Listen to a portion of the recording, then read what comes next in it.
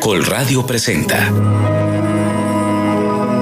¿Cómo funcionan los servicios secretos?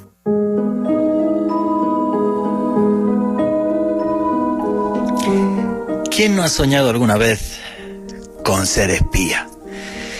Pero un espía de esos de película, a lo James Bond, y más en tiempos como estos que estamos confinados.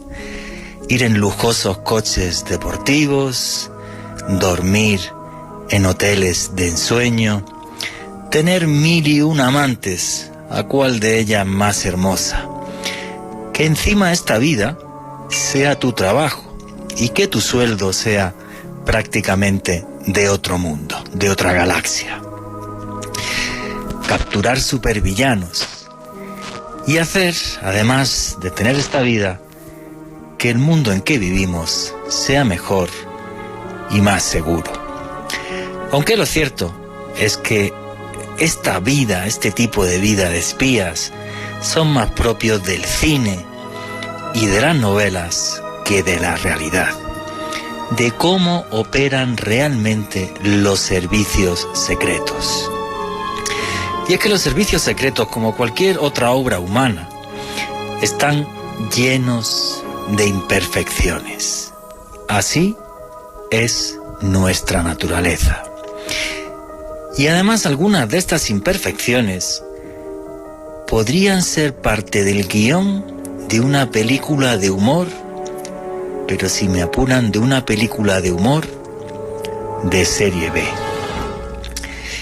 Una de las operaciones más brillantes del KGB durante la Guerra Fría fue infiltrar a varios agentes en el MI6 británico.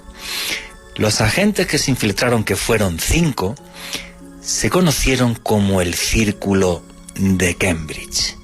Uno de estos agentes más destacado, Guy Burgess, era astuto, sigiloso, audaz y capaz de robar documentos de máxima seguridad, sustraerlos y devolverlos sin que nadie se diera cuenta en la sede de Londres.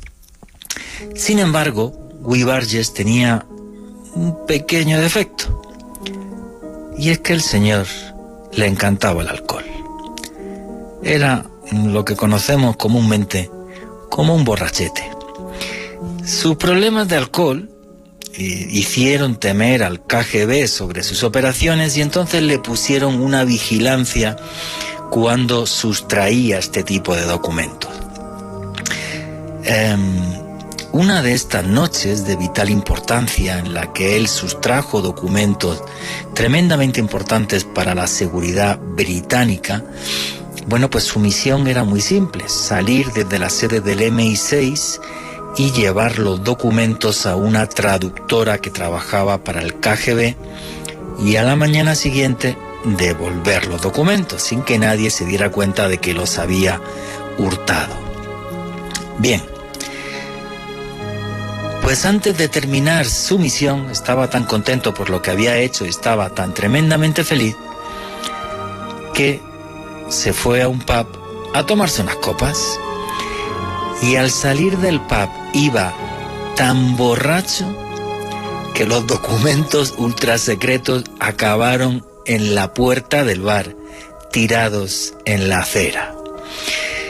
Los agentes del KGB que estaban en un coche observándolo, yo creo que tuvieron que estar a punto de, al borde del infarto. Sin embargo, otros borrachos ayudaron a recoger los documentos a Guy Burgess y se los metió en su carpeta debajo del brazo, y entre todos aquellos borrachos salió tan tranquilamente de allá rumbo a su casa a dormir la mona. Parece el guión de una película realmente de serie B, pero de serie B de las malas de humor. ¿Les parece esto algo así tremendamente sorprendente? Miren, pues a comienzos de los años 60, ahora pongamos la contraparte, hemos puesto el KGB, ahora pongamos la CIA. A comienzos de los años 60, en concreto 1961, la CIA aprobó un proyecto de espionaje llamado Gato Acústico.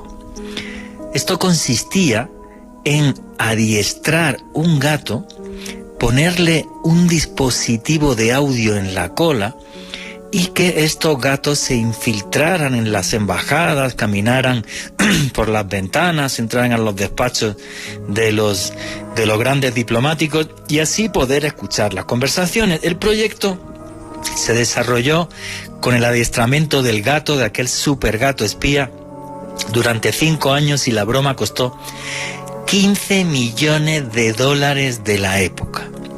Bueno, pues el primer y único gato de esta famosa operación, repito, gato acústico, lo soltaron justo delante de la embajada soviética en Washington y al cruzar la calle lo atropelló un coche. Jamás llegó ni siquiera al jardín de la embajada. Y claro, es que el gato tenía un entrenamiento fabuloso, magnífico, podía infiltrarse dentro de cualquier red de espías, pero se les olvidó enseñarle a cruzar la calle. Hay proyectos muy absurdos dentro de la historia de los servicios de inteligencia. Uno de los más macabros, ya no sé si definirlo entre macabro, absurdo, ambas cosas, o delirante. Una de las cosas que más molestó a los grandes dirigentes de la antigua Unión de Repúblicas Socialistas Soviéticas fue que Rudolf Nureyev, el mejor bailarín del mundo, se escapara al bloque occidental. Y entonces pues se ve que en un día de enfado varios agentes del KGB diseñaron un proyecto que nunca se llevó a cabo para secuestrar a Rudolf Nureyev, pero no se pierdan esto, para amputarle las piernas y luego dejarlo otra vez en el bloque occidental, pero sin piernas. Gracias a Dios no lo consiguieron. Todas estas cosas le pueden sonar a chiste y en cierta medida hasta lo son. Pero no piensen que porque este tipo de cosas nos parezcan graciosas, los servicios de inteligencia no funcionan. Pueden hacer operaciones brillantes que modifican la geopolítica del mundo y pueden cambiar el rumbo de la historia. Así sucedió, por ejemplo, en las 2 guerras mundiales. Hoy les vamos a hablar de todo esto, de estos aciertos, errores y de cómo funcionan los servicios de inteligencia. A caballo entre lo macabro, el humor, pero también tocando operaciones de gran ingenio, brillantes. Acompáñennos esta noche en este viaje por la historia del siglo XX y hasta hace pocos días por el sorprendente mundo de los espías. Buenas noches, Colombia. Mi nombre es Juan Jesús Vallejo. Los que quieran seguirme en redes sociales, mi Twitter es @JuanGVallejo, Juan J.E. Vallejo. En Instagram y en Facebook me pueden seguir como Juan Jesús Vallejo. Los que les gusta el periodismo de misterio, hay un canal de YouTube que se llama Oculto tras la sombra. Y lo que hacemos aquí, en estos especiales en Caracol Radio, es periodismo de misterio. Nosotros les ponemos a ustedes los hechos encima de la mesa y ustedes deciden qué hay detrás y qué no. Los servicios de inteligencia, muchas veces macabros, y les vamos a hablar incluso de cuando han organizado asesinatos, envenenamientos, otras veces tremendamente brillantes, en otras ocasiones muy manipuladores. Hablaremos esta noche, Alejandro Bernal, por ejemplo, les va a hablar de la historia de Edgar Hoover, el creador del FBI, capaz de chantajear ni más ni menos que a 8 presidentes de los Estados Unidos de América. Gente brillante, alguna con una mente macabra, otros tremendamente ingeniosos, pero sobre todo todos con un denominador común, un tremendo poder que ha sido capaz de modificar la historia. Y ya sin más preámbulos vamos a empezar a presentar aquí a mis compañeros, que estoy feliz desde que he descubierto esto del Zoom y les puedo ver la cara. Alejandro Bernal, buenas noches, ¿cómo estás, compañero? Buenas noches, Juan Jesús, un saludo para usted, para Vicky en los controles, para nuestra gran invitada Joana Arenas y desde luego para todos los oyentes como Karen Ospina, Gema Ángel, Felipe Canchila, Gladys Ferro, Alex Beltrán, Ofelia Peña, Gata del Páramo, Andrés Magno Emperador, Iván Ojeda, Marcos Mejía en Ciudad de México y desde luego para toda la gran familia del misterio que como siempre nos acompañan en las tertulias de los sábados en la noche aquí en Caracol Radio, porque el misterio es cultura y hoy con un tema realmente apasionante como es la historia de cómo funcionan los servicios secretos. Todos vuestros comentarios y preguntas a través del numeral Espías Caracol. Como siempre, aquí somos una gran familia, las redes están abiertas, todos vuestros comentarios, preguntas, inquietudes, todo, repito, a través del numeral Espías Caracol. Y es que la vida de los espías es algo tremendamente apasionante. Y aquí está con nosotros Joana Arenas, periodista que trabaja en el programa Más Allá de Red Más. Amiga, hermana, buenas noches, ¿cómo estás? Joana Arenas. Hola, Juanje, buenas noches. Muy feliz de estar de nuevo aquí con esta segunda versión del programa de espías, porque la vez pasada nos quedaron muchas historias pendientes. Nos quedaron muchísimas historias. Del programa pasado contamos cómo fue ese arranque del espionaje moderno a partir del siglo XVIII, y hoy lo que vamos a hablar, vamos a entrar un poco más en detalle de cómo son las operaciones y cómo funcionan ese tipo de servicios de inteligencia. Repito, todas vuestras preguntas y comentarios a través del numeral Espías Caracol. Pero antes de arrancar, yo le quiero hacer aquí una pregunta tanto a Joana como a Alejandro Bernal. A ver, Alejandro, ¿tú qué crees? ¿Que los servicios de inteligencia funcionan así como las películas de James Bond o son luego en la realidad como bastante más imperfectos o al revés, o llenos de cosas realmente ingeniosas? Yo creo, Juan Jesús, que son más imperfectos, pero también que son más macabros, son de pronto más oscuros de lo que pensamos. Nomás usted en su introducción nos comentaba del uso de gatos. A mí pues esta historia me choqueó, yo amo los gatos, tengo una gata, me impresionó, pero hay que ver más allá de lo hilarante que pueda llegar a ser, es como a la hora de ejecutar este tipo de operaciones de inteligencia se puede utilizar cualquier recurso. Creo que en la primera versión de este episodio de espías que también abordamos con Joana, hablábamos sobre cómo en la antigua República Democrática de Alemania utilizaban espías a hombres muy guapos para que se acostaran con mujeres, ya fuera con secretarias de funcionarios, o de mujeres que estuvieran relacionadas con personas que tenían información privilegiada, pues para obtener este tipo de información. Es decir, cuando hablamos de inteligencia y de espionaje, no hay escrúpulos. Sí, efectivamente, eso es lo que se llama la estrategia Romeo, de la que luego vamos a hablar. Yo quiero daros solo un dato. Uno de los mayores expertos en espionaje, que fue exanalista militar, Daniel Ellsberg, que fue el que filtró los famosos papeles del Pentágono a The New York Times, en su último libro, en el año 2017, él tuvo acceso a unos documentos desclasificados de la CIA. Y si lo del gato acústico os parece algo demencial, en los años 80, yo no sé cómo definir esto y opinar sobre esto a través del numeral Espías Caracol. Bueno, hubo un proyecto de la CIA que se llamó Operación Retro, y esto es real. De repente 4 o 5 mentes brillantes se juntaron en un despacho, yo creo que se habían tomado unas copas o algo, porque esto no es normal, y diseñaron esta Operación Retro, que era poner una serie de plataformas con motores gigantes, de forma de que si los soviéticos lanzaban misiles intercontinentales nucleares, al accionar los motores, ellos parasen la rotación de la Tierra y los misiles pasaran de largo y cayeran en el Pacífico. Claro, después de un año y de no sé qué millonadas se gastaron, llegó alguien sensato y dijo: pero a ver, ¿habéis pensado que si hacéis eso vais a provocar huracanes, maremotos y nos vamos a cargar el planeta entero y esto no merece la pena? Pues la Operación Retro fue real. O sea, son cosas como muy demenciales. Y antes de entrar en seguir metiéndonos en tareas, Joana Arenas, ¿tú qué opinas de cómo operan los servicios secretos? Entre lo hilarante, lo macabro, ¿cómo lo ves tú?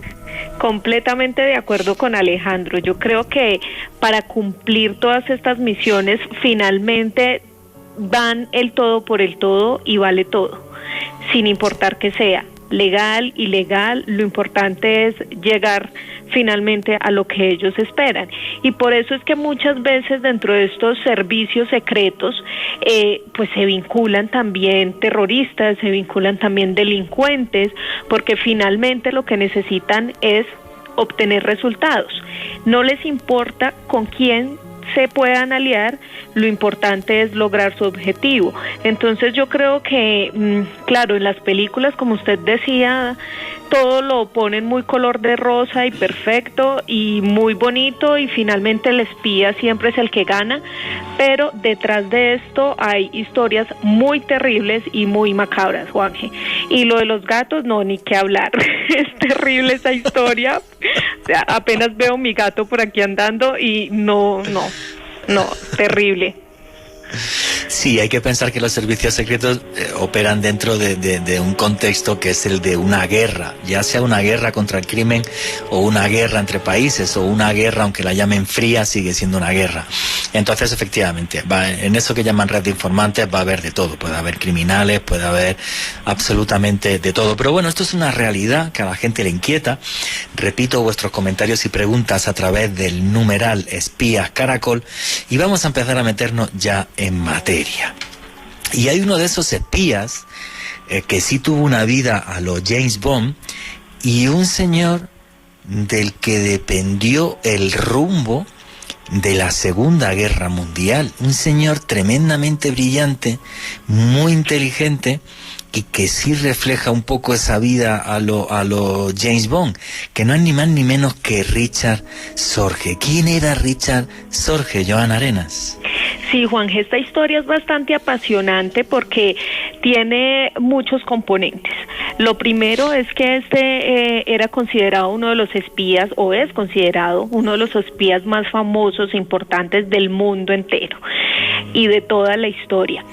Resulta que era de origen alemán, era un alemán que comenzó a estudiar ciencias políticas, y justo cuando estaba en ese proceso de educarse, pues estalla la Segunda Guerra Mundial y él decide irse de voluntario precisamente al ejército alemán. Pero allá no corrió con muy buena suerte. Sufrió 3 veces heridas, y la última fue la más grave, que incluso lo hizo quedar cojo, y justo en ese momento, cuando se estaba recuperando, es que él aprovecha para terminar su carrera y se dedica a estudiar muchísimo el tema del comunismo, además porque venía de una familia comunista, con raíces comunistas. Su abuelo había estudiado también mucho el tema y era seguidor y colaborador de Marx. Resulta que en 1926 Richard, con todo este tema del comunismo, decide precisamente incorporarse al Partido Comunista y viaja hasta la Unión Soviética, y allí pues es cuando es reclutado como agente, como espía, y habían 2 misiones importantes que él debía cumplir. La primera era hacer inteligencia para ayudar a Mao, y la segunda, poder averiguar los planes expansionistas de China y también de Japón en contra precisamente de la Unión Soviética. Era un tipo muy inteligente, y hay algo bien interesante aquí, y es que lo que hablamos la vez pasada, y es que los espías, curiosamente, son cualquier tipo de personas, esas personas sí, que pueden pasar desapercibidas. Y este era el perfil que tenía Richard, y por eso fue tan importante. Entonces, este personaje lo primero que hace es fundar una red de espionaje en la que tenía colaboradores chinos, japoneses, norteamericanos y alemanes. El tipo era tan audaz que no dejaba ningún cabo suelto y que sabía de dónde tenía que vincular precisamente a su equipo de trabajo. Y una de las cosas que incorpora Richard Sorge a toda esta historia del espionaje, que me parece tremendamente inteligente por su parte, es crear células de investigación por separado, de forma de que si capturaban a una, el resto de la organización seguía viva. O sea, el tipo era tremendamente inteligente. Claro, esa era una de sus leyes principales en estos grupos. Primero, crear esas células y además que entre ellas no se conectaran ni se comunicaran para evitar precisamente lo que usted dice, si cae una, pues las otras se sostienen. Cuando esta red ya estaba bien establecida y funcionando súper bien, lo que hacen es que lo envían a Alemania precisamente porque ya está todo el tema del nazismo, ya está Hitler en el poder y lo que quieren ver es cómo funciona este tema allá, cómo funciona Alemania y cómo es la relación de Hitler con Japón. Y para eso, pues, ¿a quién iban a mandar? Pues al superespía que sabía cómo sacar y obtener esa información. Y allí cuando llega, lo que el personaje hace es lograr que un periódico lo contrate como periodista. Y esto realmente es bastante audaz. Brillante. Y es brillante, o sea, hace que un periódico alemán lo contrate como periodista y lo mande a Asia. Exactamente. Es brillante. Con su carnet de periodista, pues se va de corresponsal hasta Japón y allí lo que hace es aprovechar su condición de periodista y demás conocimientos en política, porque como les digo, había estudiado esta carrera, pues lo que empieza a hacer es a relacionarse con todos los políticos, diplomáticos, las esposas de los políticos, porque también era un tipo que aprovechaba su figura, su belleza, porque era un tipo atractivo para la época, y lo aprovechaba para conquistar a las esposas de los diplomáticos y las personas pues con las que se tenía que relacionar. Es que dicen que era muy guapo, medía casi 1,90 m, ojos azules, rubio, y además era el prototipo ario perfecto que los alemanes tanto presumían, ¿no? De eso, aunque fíjate, era un agente comunista, qué cosa tan loca, ¿no? Exactamente, y esto es una de las cosas que más le ayuda a él realmente, este tema de ser como una sensación sexual o sensual incluso también para las mujeres y sobre todo pues las mujeres que estaban cercanas al poder. Cuando llega allí, lo que hace es entablar a través de estos canales diplomáticos una relación personal con el entonces embajador alemán en ese país, que era Hugo Ott. Con él se vuelve muy amigo y lo que hace este personaje es que logra que él lo contrate en la embajada y así empieza a trabajar con él, se gana toda la confianza y se convierte en secretario de prensa de la embajada y allí por supuesto tiene acceso a absolutamente todo.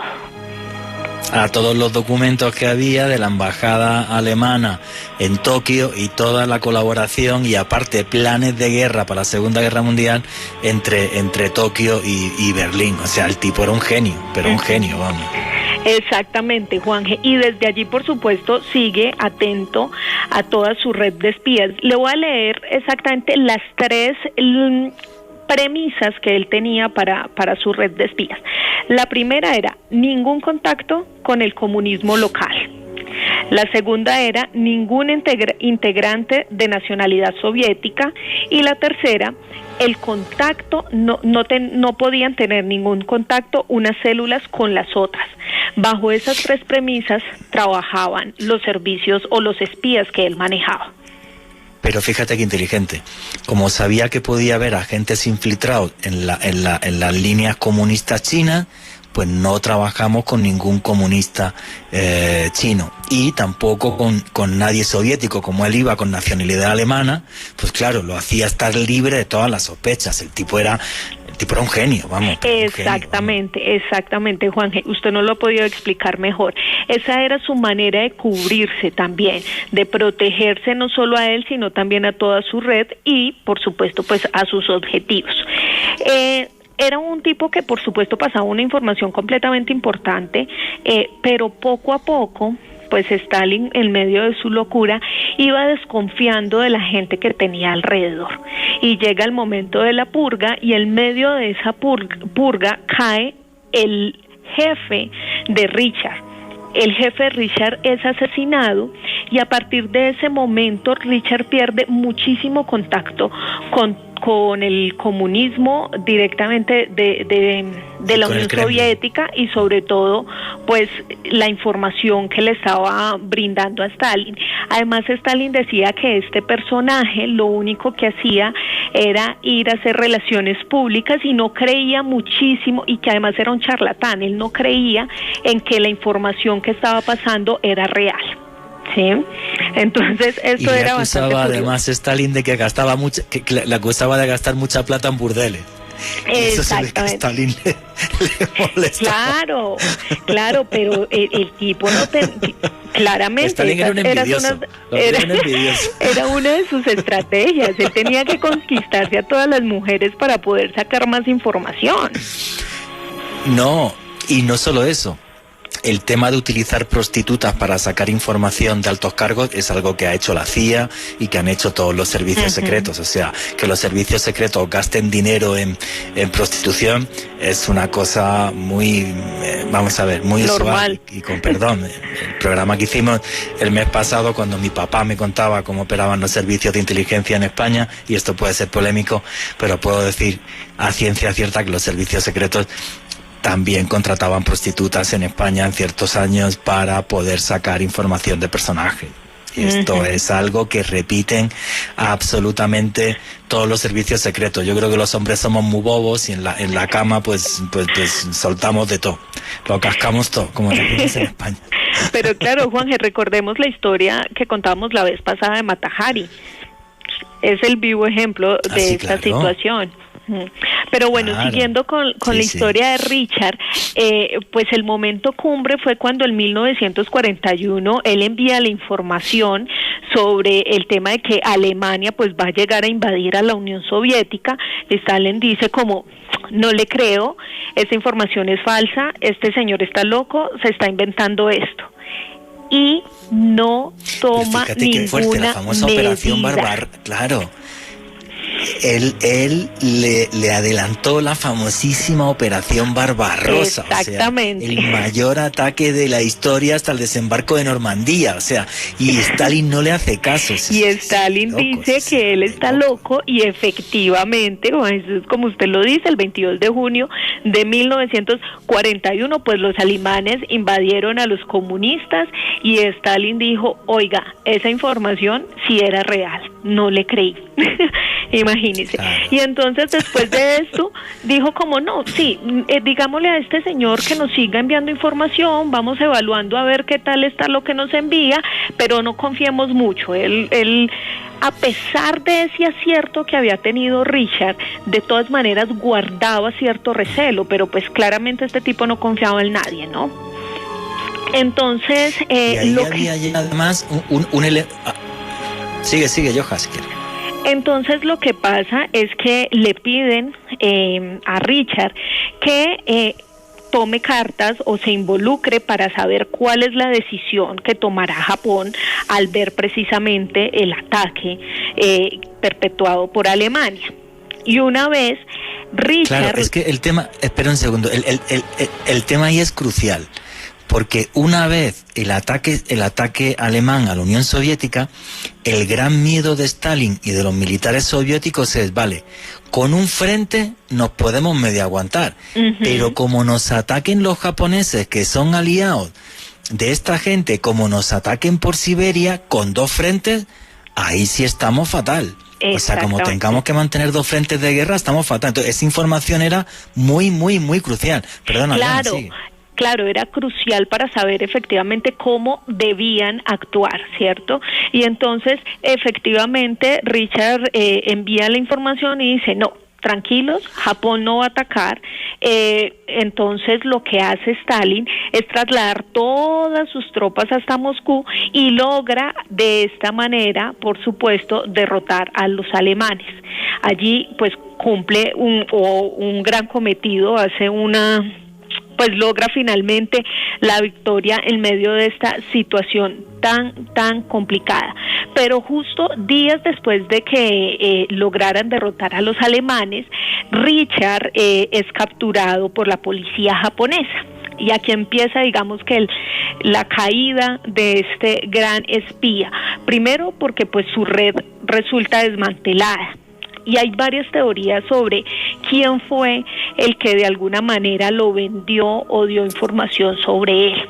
Algunos dicen que uno de sus espías fue capturado inicialmente y que él fue el que dijo que Richard Sorge era el líder de esta banda de espías, de este grupo. Otros aseguran que fue una de sus amantes, una prostituta con la que él llevaba muchísimo tiempo de amante, que fue ella quien lo vendió o quien pasó información a los japoneses, porque además, a pesar de que ella había estado vinculada dentro del grupo de espías, nunca la investigaron, nunca la policía la capturó, entonces dan por entendido que por ese lado ella pudo haber sido como la traidora de alguna manera.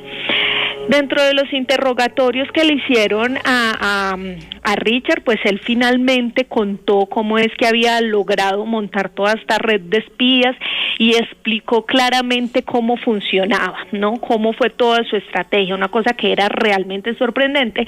Y pues por supuesto los japoneses se dieron cuenta que este tipo era un tipo de gran tallaje, que era un personaje muy importante y que podrían negociar con Stalin la libertad o el intercambio de este personaje. Llaman a Stalin para negociar y Stalin lo que dice es: conocemos a Richard Sorge. Lo deja completamente solo. Después de que le manda semejante información, después de que logra contactar con esta información de primera mano, el tipo lo deja solo. Y finalmente, pues Richard Sorge es condenado a muerte el 7 de noviembre de 1944, el día que se celebraba la revolución bolchevique, porque lo que querían los japoneses era también presionar de alguna manera a Stalin para ver si él reaccionaba y hacían algún tipo de intercambios por prisioneros, pero al tipo le importó un carajo y finalmente dejó que un espía tan importante como este pues fuera ejecutado. Sin embargo, en 1964, casi 20 años después de su ejecución y cuando ya estaba en el poder Nikita Khrushchev,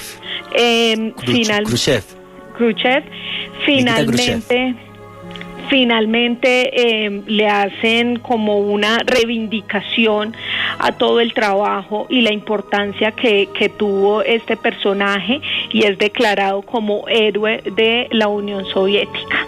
Pero realmente la muerte de este personaje me parece muy triste, Juanje, porque es una traición.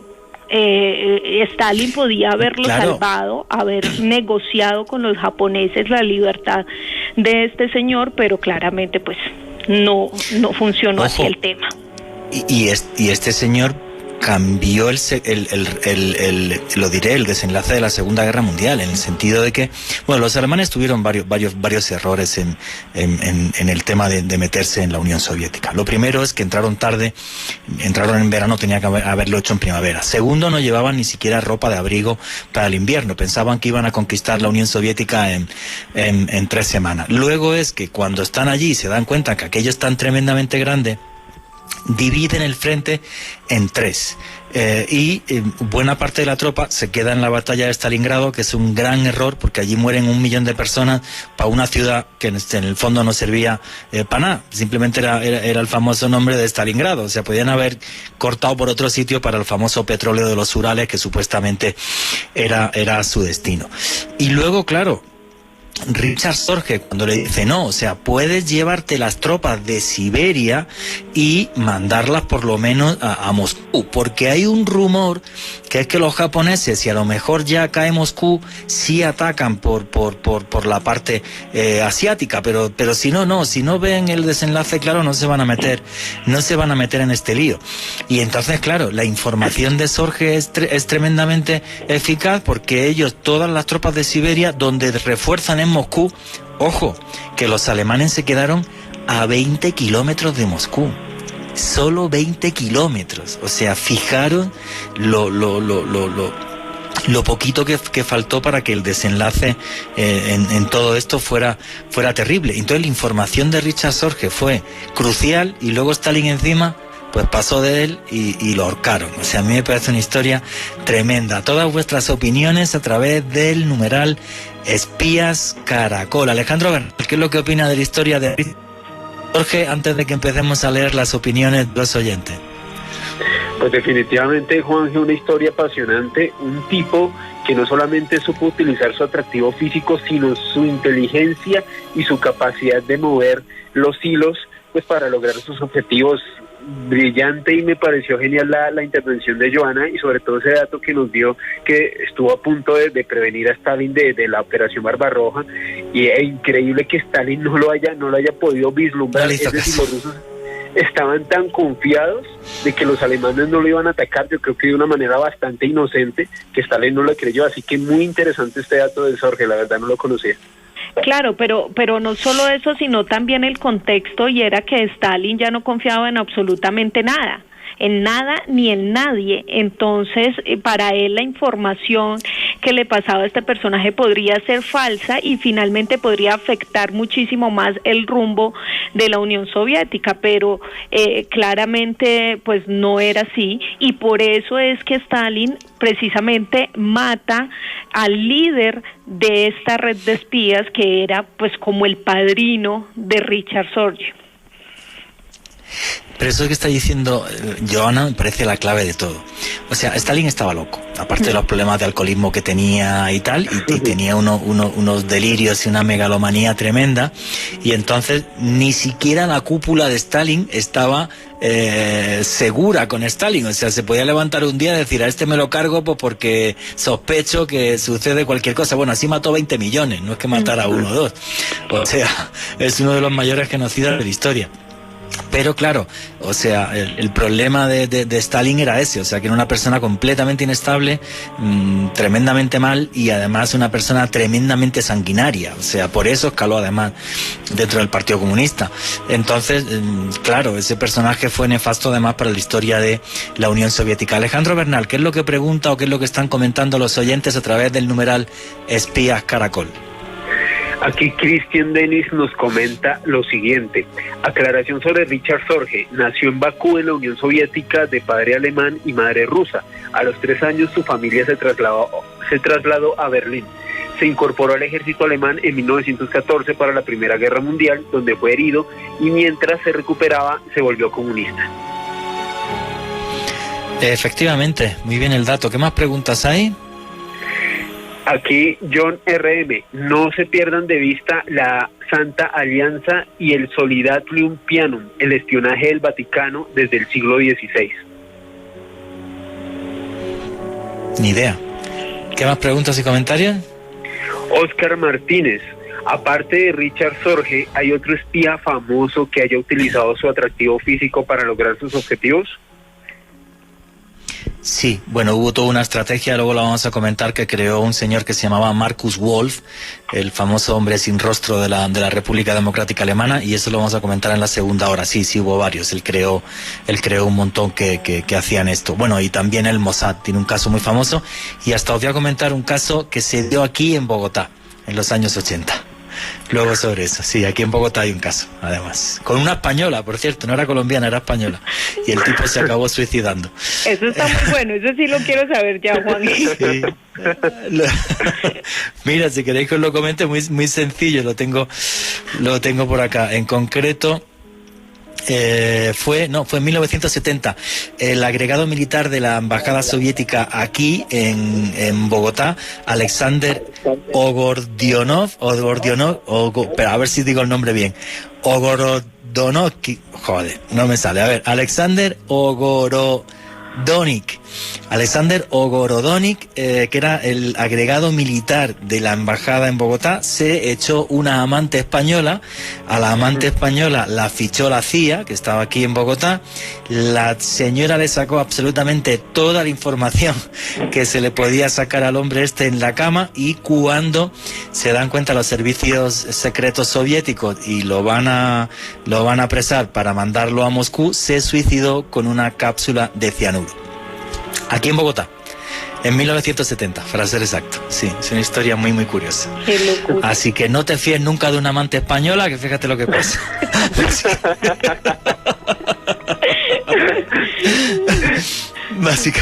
Básicamente. ¿Qué más preguntas y comentarios hay, Alejandro? Juan Camilo Alzate, buenas noches. ¿Es el Mossad el servicio secreto más fuerte del mundo? Para mí es el mejor del mundo, sí. Es el mejor del mundo porque están en un país que para su mentalidad siempre están en guerra. Entonces es el mejor servicio secreto del mundo y yo creo uno de los que más dinero gasta y o sea, es que son buenísimos. Luego Joana Arenas nos va a hablar en la segunda parte del programa de algunas de las operaciones más famosas del Mossad. Sí, son unos genios y están en todas las películas. Por cierto, recomiendo una serie que se llama Mossad, que hay en Netflix, una serie de documentales que es buenísima, pero buenísima, los que nos gustan los temas relacionados con el espionaje. ¿Qué más comentarios y preguntas hay? Aquí Javier nos comparte con el numeral Espías Caracol una foto de la Segunda Guerra Mundial y nos dice lo siguiente: Sicha Heydins era el servicio de inteligencia de las SS. Esta fue la primera organización de inteligencia que se creó en el partido nazi y fue considerada como una organización hermana de la Gestapo entre 1933 y 1939. Qué bueno, pues no conocía el dato. ¿Alguna pregunta o comentario más? Sí, aquí Mr. X. En el Reino Unido existieron hasta 19 agencias de espionaje. El MI1 se hacía cargo de la gestión de la información, el MI2 estaba dedicado al espionaje en Rusia y Escandinavia, y el MI11 tenía como objetivo el descifrado de criptogramas. Hoy son el servicio de inteligencia. Efectivamente, el famosísimo MI6, al que pertenecía supuestamente James Bond, aunque eso es una película. Pero bueno, yo creo que vamos a seguir todos vuestros comentarios y preguntas a través del numeral Espías Caracol. ¿Seremos capaces hoy de cumplir mi guión o no? Como siempre, vamos a ver. Eso es todo un misterio. Yo creo que no, pero bueno, no os preocupéis, que ya haremos más programas sobre este tipo de cosas. Bueno, para mí, en el siglo XX, que su vida ya ha sido películas, que fue un héroe en Estados Unidos y que fue capaz de chantajear ni más ni menos que a 8 presidentes de los Estados Unidos. O sea, el tipo era tan listo que fue capaz de chantajear 8 veces a los 8 hombres más poderosos del mundo con información. Fue Edgar Hoover. ¿Pero quién es Edgar Hoover, Alejandro Bernal? El señor John Edgar Hoover fue el primer director de la Oficina Federal de Investigación, como se conoce en nuestras latitudes, el FBI. Fue un hombre demasiado importante que trascendió a la historia, no solamente por lo que usted comenta, Juan Jesús, por chantajear a los hombres más poderosos del mundo, es decir, a los presidentes de los Estados Unidos, sino también por manejar información privilegiada que también de alguna u otra forma utilizó a su beneficio. Haciendo un contexto histórico sobre este señor, pues bueno, este señor John Edgar Hoover tuvo un papel decisivo en la fundación del FBI en 1935. Sin embargo, él era el director de la Oficina de Investigación de Inteligencia que precedió al FBI, es decir, la oficina que existía antes de lo que hoy conocemos como el FBI ya era dirigida por el señor John Edgar Hoover. Este señor fue una auténtica leyenda, ya que fue director de la oficina del FBI durante 37 años, es decir, desde 1935 hasta el fallecimiento del señor Hoover en 1972, según los informes de inteligencia, reportes periodísticos. Se cortó el sonido. Espera un segundo, se cortó el sonido. A ver. Habla otra vez, Alejandro. Sí. Ahora sí. Ok. Vale. les comentaba. Se fue. No, otra vez se corta. Se fue el sonido. A ver, los esperemos un servicios de segundito. inteligencia. Yo creo que nos han pinchado, está la CIA, el FBI, la FSB rusa, nos han pillado. ¿Han visto la que estamos viendo? ¿Ya? A ver. Venga. Sí. Bueno, esto fue culpa del FBI, no quieren que revelemos sus secretos esta noche, ya saben. Yo creo. Según los libros de historia, el señor Hoover fue uno de los principales impulsores de la modernización del FBI, utilizando técnicas de tecnología de punta para la época, también un tipo de espionaje bastante, por decirlo así, diferente a como se hacía pues hasta el momento. Y sobre todo fue uno de los creadores de este concepto de policía científica. O sea, el tipo se dio cuenta que había que contratar químicos, físicos, expertos en informática, absolutamente todo, para luchar contra el crimen. O sea, el tipo fue un genio, aparte que fue un manipulador, pero realmente fue un tipo muy, muy inteligente. Y muy diligente, Juan Jesús, porque no solamente estuvo a cargo de la oficina del FBI, es decir, de los espías, de la inteligencia, sino que también le hizo frente a los gángsters durante la prohibición del alcohol en la década de los 30, fue uno de los principales funcionarios del gobierno que le hizo frente a Al Capone y a toda esta cantidad de personajes que fueron muy importantes en esta época. Hay que tener en cuenta que el señor Edgar Hoover, pues como tal, lideró algo que se conoció pues en los libros de historia como el macartismo, como la casa, es decir, la persecución de comunistas por parte del gobierno de los Estados Unidos, o sea, personas que fueran de origen ruso, de origen japonés o de cualquier otro tipo de sospecha que les hicieran pensar que eran adeptos al comunismo y que pudiesen robar información privilegiada de los Estados Unidos. Y luego otra cosa que era un obseso era con los actores de Hollywood. A ver qué actores coqueteaban con el comunismo, guionistas, directores y personajes famosos. Pero yo pienso que también se dio cuenta que espiando a este tipo de personajes que se codeaban también con políticos, pues tenía una información privilegiada con la que luego sobornar a políticos, porque el problema de los famosos archivos de Hoover, que se han perdido prácticamente todo porque le mandó a su secretaria que los destruyera, pero bueno, creo que había, por ejemplo, miles de páginas sobre la vida de Marilyn Monroe, o sea, porque además, como sus archienemigos eran los Kennedy, porque eran muy liberales, sabía que la señorita Marilyn Monroe pues tenía sus aferes con los Kennedy y se iba con alguno de ellos a la cama. Entonces, claro, es algo genial el tipo y a la vez que macabro. Es que para Hoover, Juan Jesús, las figuras de Hollywood eran muy importantes, no solamente por las relaciones que podían establecer con agentes y actores de otras partes del mundo, sino también las relaciones que muchos de ellos tenían con políticos. Yo creo que el ejemplo más claro, Marilyn Monroe con John Fitzgerald Kennedy y otras grandes figuras de la época pues de Hollywood. Como tal, Edgar Hoover llegó a proponerle al presidente Truman, este es un dato totalmente devastador, que suspendiera el recurso de habeas corpus para detener a 12,000 estadounidenses sospechosos de deslealtad. Es decir, Hoover tenía expedientes e investigaciones sobre más de 12,000 ciudadanos de su propio país que eran sospechosos de tener pues alguna afiliación al comunismo. No, lo de este tipo es una cosa tremenda. Hay una película buenísima que les recomiendo a todos, que es la película de Hoover, que el protagonista se me ha ido ahora, que es muy famoso, Leonardo DiCaprio. Efectivamente, hace de Edgar Hoover, y entonces, claro, en la película refleja muy bien cómo sería, porque nadie lo sabe, cómo aguantó el tipo a 8 presidentes de los Estados Unidos. Y es súper gracioso porque en la película, como lo reflejan, luego no sabemos cómo fue en la realidad, lo primero que hacía un presidente cuando llegaba es: a este tío me lo cargo. Y entonces, conforme entraba en el despacho, siempre decía lo mismo: yo estoy al servicio de los Estados Unidos, de usted, y fíjese por dónde tengo aquí una información de su primo, o de su hermano, o de su tío, que resulta que se va de fulanas o consume drogas o no sé qué, pero esté usted tranquilo que conmigo esta información jamás será reventada. Fue capaz de chantajear a los 8.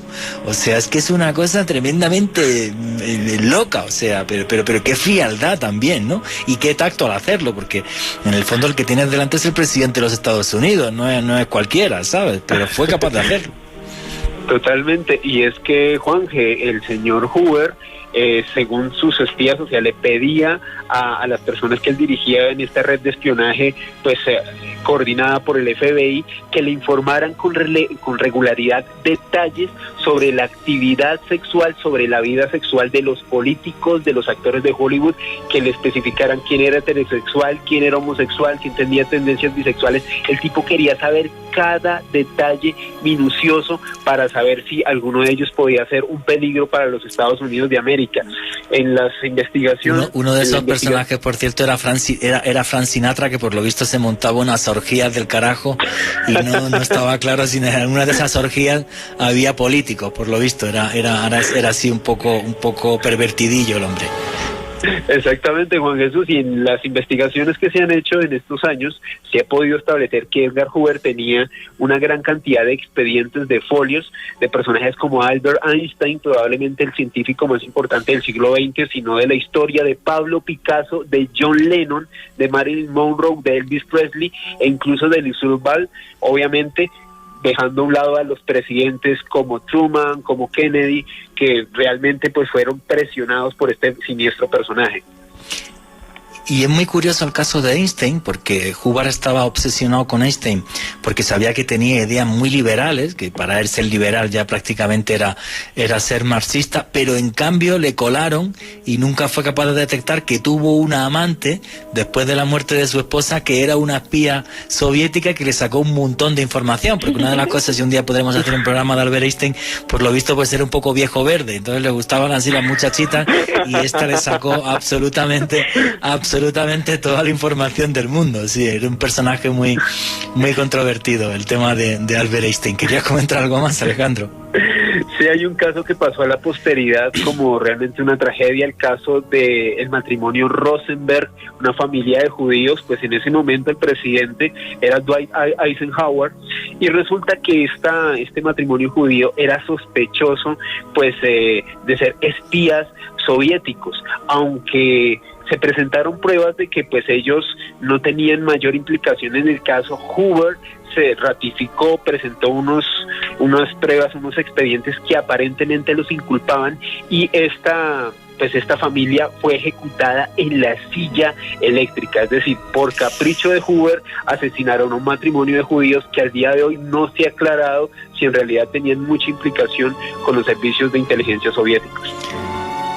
O sea, por puro y duro ego fue capaz de ver cómo morían dos personas.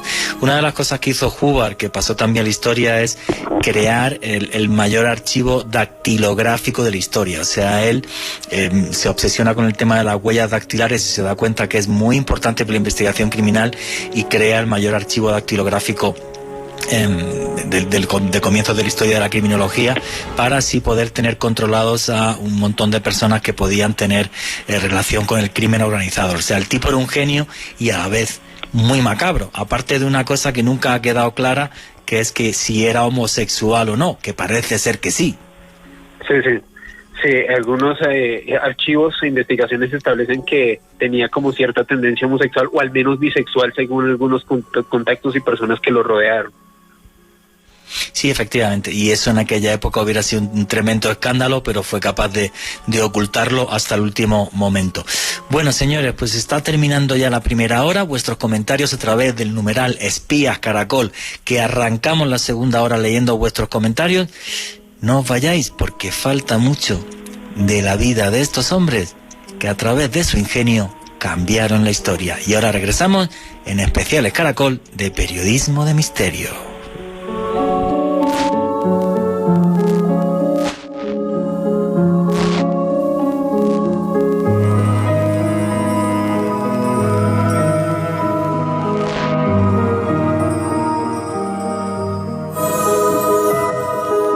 Regresamos con ¿Cómo funcionan los servicios secretos?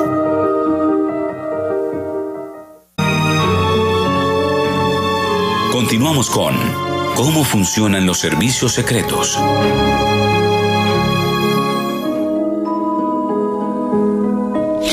Y aquí seguimos con los especiales de misterio en Caracol Radio, Periodismo de Misterio. Aquí os ponemos los hechos encima de la mesa y vosotros decidís qué hay detrás y qué no. Además somos una gran familia, tenemos un numeral que es Espías Caracol, y ahí nos podéis poner todos los comentarios y opiniones que queráis. Pero antes de leer vuestros comentarios, estaba hablando con Alejandro Bernal aquí por el WhatsApp mientras estaba el informativo y me comentaba que todavía tenía varios datos de Edgar Hoover que os van a sorprender. ¿Y qué datos son esos, Alejandro?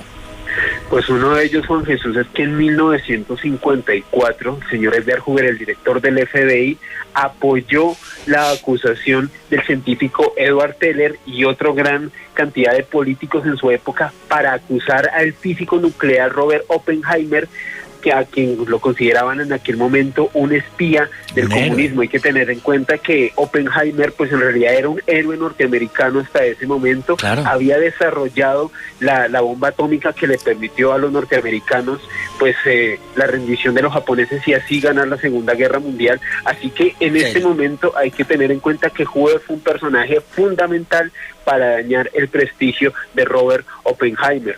También otro dato muy... Porque Robert Oppenheimer, que es el creador el director del proyecto Manhattan, que crea la bomba atómica, sí. Pues sí, era una persona muy liberal y su esposa sí era un agente soviético y le sacó también un montón de información y se la mandó a los soviéticos. Disculpa, sigue.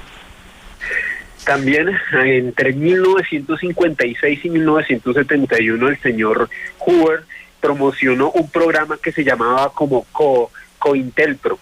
Resulta que este programa se basaba en realizar acciones encubiertas, algunas de ellas ilegales, que estaban enfocadas en infiltrarse en organizaciones sociales o de política de izquierda en los Estados Unidos, principalmente toda aquella organización que estuviese en contra de la guerra de Vietnam. Se comentan los expedientes que se han podido encontrar hoy en día que el FBI a cargo de Edgar Hoover pudo infiltrar a las organizaciones como el Partido de las Panteras Negras. Para hacerle un contexto a los oyentes, las Panteras Negras pues era un grupo que buscaba reivindicar los derechos de las comunidades de color, pero pues digamos que de una manera un poco más violenta de lo normal. El movimiento de Martin Luther King Jr.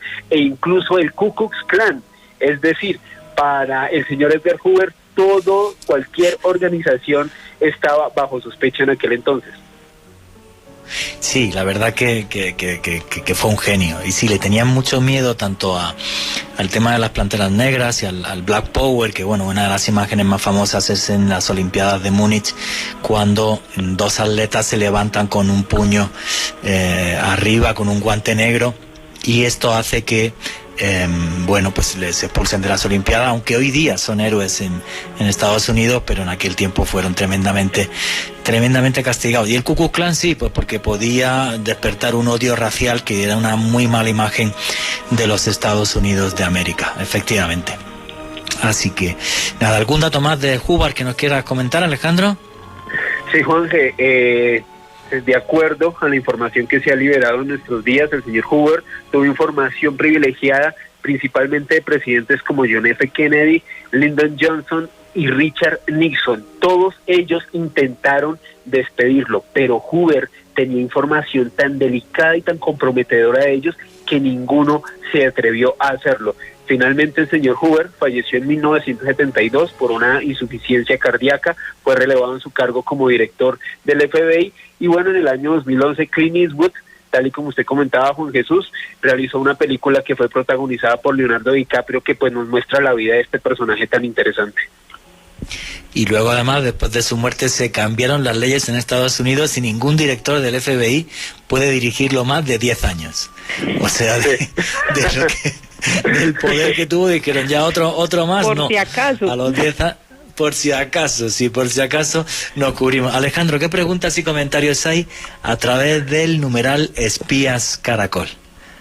¿Hay alguna pregunta o algún comentario sobre este señor? Sí, aquí Hernán Rojas nos pregunta lo siguiente: ¿hubo alguien igual o más poderoso que Hoover a mediados del siglo pasado en Estados Unidos? No, yo creo que lo de este señor, no, ni siquiera Allen Dulles, el director famoso de la CIA, el creador de la CIA, tuvo el poder que tuvo este señor. Es que chantajear a un presidente de los Estados Unidos, no 1, 8, es que no lo ha hecho nadie. O sea, no, vamos, en ese sentido a este señor no hay quien le llegue ni a la altura de los zapatos, vamos. ¿Qué más comentarios hay por ahí? Ramiro López, ¿es decir que el FBI fue más poderoso que el ejército de los Estados Unidos en ese momento? El ejército tienes que pensar que está hecho y diseñado para operaciones militares y la inteligencia del ejército está pensada para ver qué están haciendo otros países, la Unión Soviética y demás, y se diseña la inteligencia para eso. El tema es que el FBI diseñó una inteligencia para dentro de los Estados Unidos de América. Por eso le dio este poder tan absurdo al señor Edgar Hoover, porque él tenía datos de políticos, de actrices, de actores, de gente famosa, de posibles comunistas, mientras lo que estaba enfocada era a investigar qué iban a hacer los soviéticos, qué tipo de misiles tenían, qué armas tenían, los chinos y demás. Entonces por eso tenía este poder tan absurdo. Aquí Luis M. Márquez nos pregunta lo siguiente: ¿cuál es la relación de la CIA con el 11 de septiembre? De eso hacemos un programa entero. Sí, os puedo comentar que hay un documento de la CIA en los años 60 o algo así. Estaba ya Kennedy de presidente, que es muy curioso porque diseñan 5 operaciones para poder provocar una guerra con Cuba, y una de esas 5 operaciones era secuestrar, no secuestrar un avión, sino coger un avión, llenarlo de agentes de la CIA, estrellarlo en algún lugar que fuera clave de forma teledirigida. O sea, el avión despegaba, aterrizaba, se bajaban todos los personajes que había dentro y de forma teledirigida lo estrellaban. Eso sí es un documento de la CIA que está desclasificado, pero bueno, el tema del 11S es un tema muy largo y muy complejo, que podemos decir que es o bien uno de los mayores errores de la CIA, o bien que realmente la CIA supiera lo que iba a pasar. Pero eso tenemos que hacer un programa entero porque sería muy muy largo de responder. ¿Qué más preguntas hay? Andrés, ¿qué nos puede decir Juan Jesús sobre Uri Geller como espía? Bueno, que Uri Geller trabajó para la CIA no cabe ninguna duda. ¿Vale? Que hay un señor que se llama James Randi y dice que todo lo que hace Uri Geller es un fraude y demás y bla bla bla bla, y hasta hay un vídeo donde pillan a Uri Geller en un fraude, como dobla una cuchara y cosas así. Perfecto, pero que que trabajó para la CIA para esto que se llamó el programa Stargate, o sea, como psíquico, segurísimo, eso no cabe ninguna duda. Aquí Cristian Martínez nos comenta lo siguiente: no eran espías, pero en la Segunda Guerra Mundial se usaron delfines para hacer pedazos barcos y submarinos. De ahí el famoso Flipper. Sí, no conozco el dato exactamente, pero es posible. Igual que se utilizaron perros con bombas para meterse debajo de los tanques y que reventaran tanques. Sí, el utilizar animales en ese tipo de cosas es bastante usual, sí, por desgracia. ¿Algún comentario, alguna pregunta más? Sí, Juan Solarte, se dice que la CIA no puede operar adentro de los Estados Unidos, ¿eso es cierto? No, falsísimo. La CIA puede operar dentro de los Estados Unidos y opera dentro de los Estados Unidos, sino cómo pueden, por ejemplo, hacer que no haya atentados terroristas como el del 11S. Sí, pueden operar, pero perfectísimamente dentro de los Estados Unidos, sí. Aquí Andrés nos dice también lo siguiente: Elvira de la Fuente fue una peruana que como doble agente pasó información falsa del desembarco de Normandía a los nazis. Puede ser. No conozco el dato exactamente, pero puede ser. Igual que el que se convenciera a los nazis, a la Alemania nazi, de que el desembarco no iba a ser en Normandía, sino en Calais, eso fue por un cadáver que soltaron desde un submarino en el estrecho de Gibraltar y que cogieron los españoles, y esa información acabó en manos de la Gestapo y de la inteligencia alemana, y creyeron que el maletín que llevaba este señor con los supuestos desembarcos era real y era completamente falso. Venga, una preguntita más y seguimos. Aquí un comentario de Carlos Alberto nos comparte una foto de época de los años 60 en los Estados Unidos y nos dice lo siguiente: qué fastidio vivir con esa paranoia, el estar seguro que cualquiera puede ser un potencial enemigo, como el FBI en los años 60 y su persecución a los que supuestamente eran comunistas. Sí, a mí eso me parece horrible. O sea, realmente aquella Guerra Fría nos llevó a una sociedad absurda de odio. Por desgracia, esa sociedad está volviendo. Y eso es una cosa que me preocupa mucho, la polarización política tan absurda que hay en el mundo y los ataques de unos a otros sin parar. Es una cosa que con sinceridad no me gusta nada y que intento denunciar y poner un granito de arena en estos programas y en el canal de YouTube que tenemos, Oculto tras la sombra y demás, pues porque no me parece que vamos hacia la dirección correcta. El odio no nos lleva a nada. El diálogo es maravilloso y la democracia de poder votar cada 4 años a quien queramos y equivocarnos me parece maravilloso. Y vamos a arrancar ya con la CIA, que nos lo va a contar Alejandro Bernal, y con ciertas operaciones de la CIA. Y antes de arrancar con esto, os quiero comentar que a los que os gusten este tipo de historias, tenéis un libro que se llama Conspiración, cómo nos manipulan las élites del mundo, que es mi último libro, y además resulta que este libro está hoy y mañana en oferta a través de la página web buscalibre.com.co.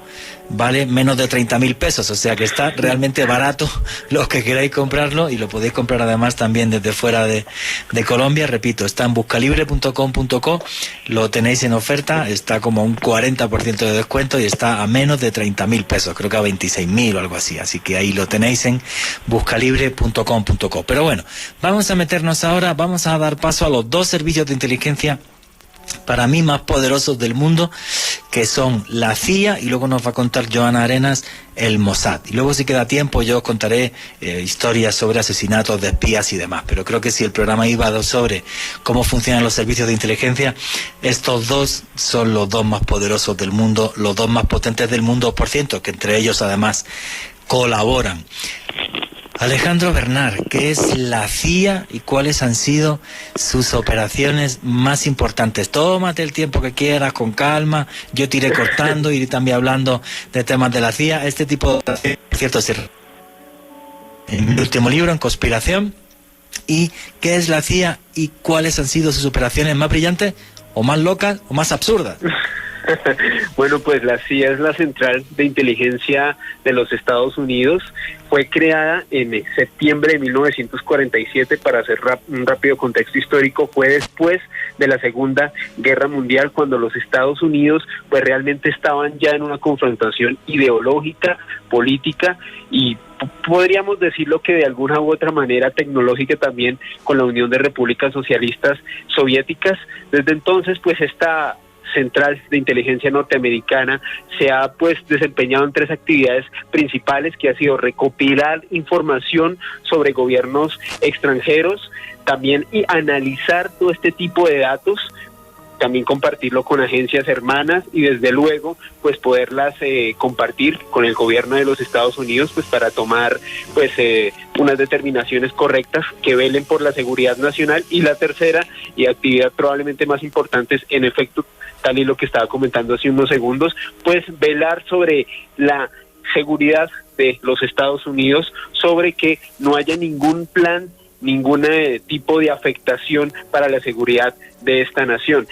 La Central de Inteligencia de los Estados Unidos, me atrevería a decir que desde que se fundó hasta 1947 hasta nuestros días, ha sido probablemente el servicio de inteligencia a nivel mundial que ha incidido en una gran cantidad de hechos, no solamente en los Estados Unidos, sino también en nuestro continente. Se comenta que estuvieron detrás del golpe de Estado que llevó a Pinochet al poder, también que hicieron parte...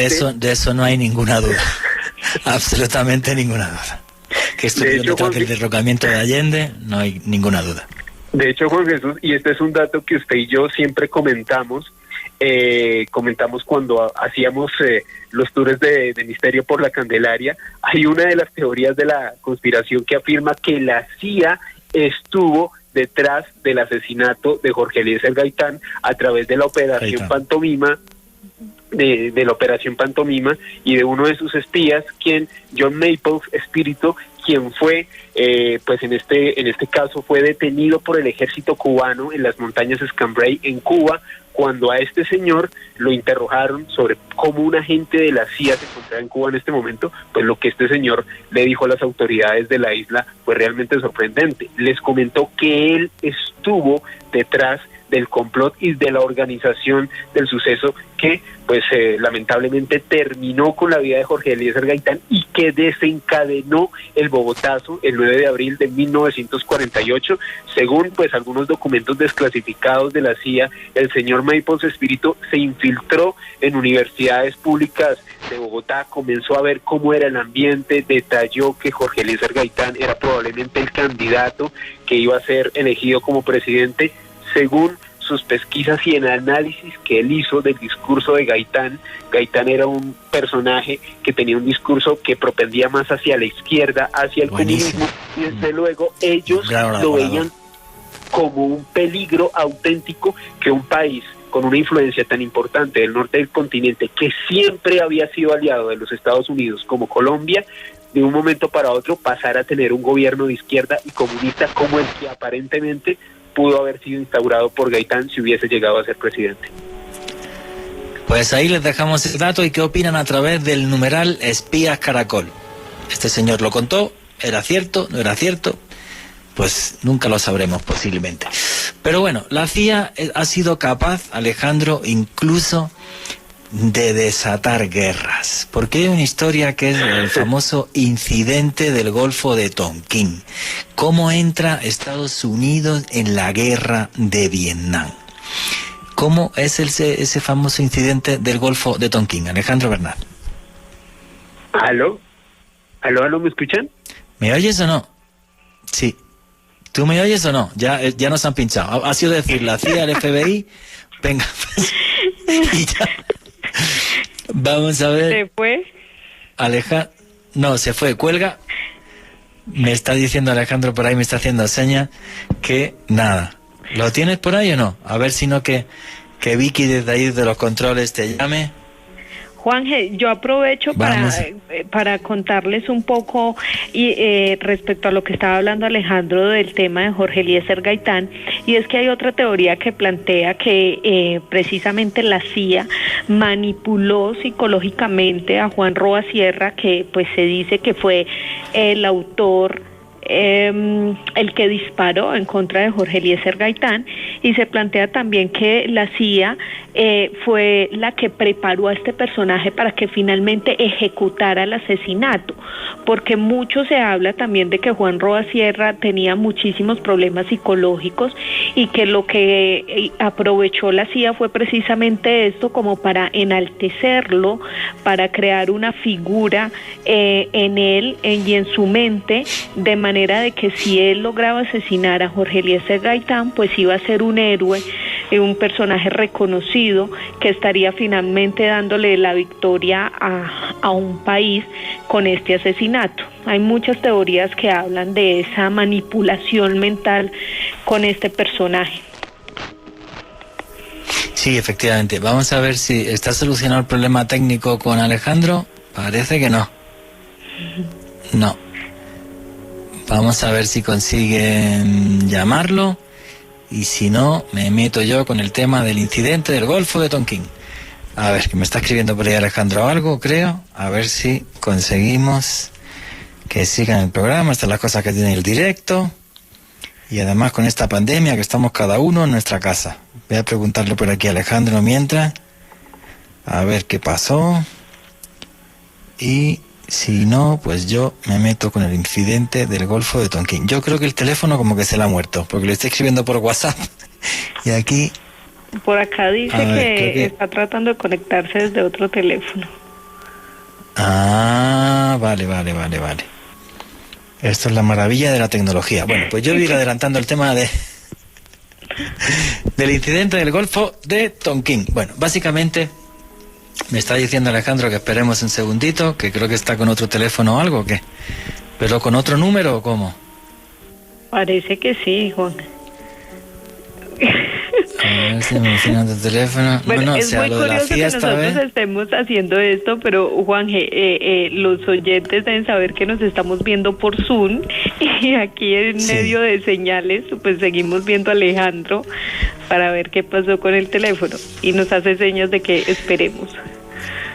Bueno, pues ya está. Pues yo ya voy a arrancar con el incidente del Golfo de Tonkin, que yo creo que es una de las operaciones más brillantes de la CIA, entre comillas, porque al final los trincaron. Y bueno, pues hace pocos años se supo que el incidente del Golfo de Tonkin pues era total y absolutamente falso. Bueno, hay que meterse en la parte geopolítica.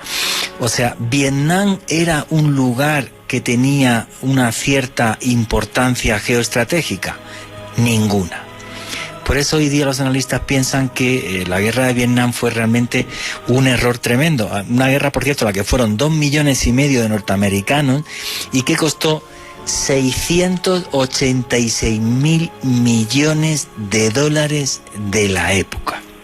Como digo, Vietnam no tenía ningún tipo de importancia geoestratégica alguna. Hay que pensar que Vietnam era una colonia francesa dentro de todo lo que era Indochina, que, bueno, pues lo que hizo además cuando en la Segunda Guerra Mundial, cuando Francia cae, lo que le dicen los alemanes a los japoneses: oye, quedaros vosotros con Indochina, porque yo no voy a ir tan lejos, a vosotros os pilla al lado y así tenemos el control de la zona. Entonces, en este momento había un personaje, un vietnamita, que era un señor llamado Ho Chi Minh, que tenía ya una guerrilla de tintes comunistas que era el Viet Minh. Y entonces lo que hacen los Estados Unidos de América es apoyar a Ho Chi Minh y al Viet Minh para que castiguen a los japoneses que hay en la zona. Ellos apoyan a Ho Chi Minh, pero cuando termina la Segunda Guerra Mundial, básicamente llegan y le dicen a Ho Chi Minh: uy, qué pena contigo, pero resulta que eres comunista y entonces no nos caes bien y ahora ya pues no te apoyamos para que Vietnam sea un país independiente. Entonces, otra vez Indochina pasa a manos francesas hasta que Indochina se digrega en diferentes países.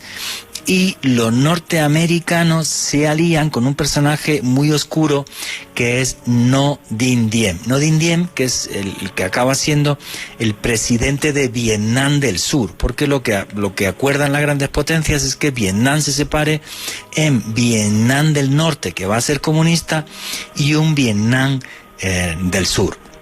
Exactamente igual que hicieron con la República de Corea. Bueno, pues el señor Ngo Dinh Diem, el problema que tenía es que era un corrupto bastante importante, era además cristiano cuando la mayoría de la población era budista, y empieza a prohibir, por ejemplo, diferentes ceremonias budistas. El problema en Vietnam del Sur es que incluso el budismo se alía con el comunismo, y hay un momento muy importante, el 11 de junio de 1963, cuando hay un monje que se llama Thich Quang Duc, que se quemó vivo delante de las cámaras de televisión norteamericanas, y pues esto es una gran conmoción en el país, es una gran conmoción a nivel internacional, y Ngo Dinh Diem tiene que echar para atrás para que no haya una represión sobre la religión budista.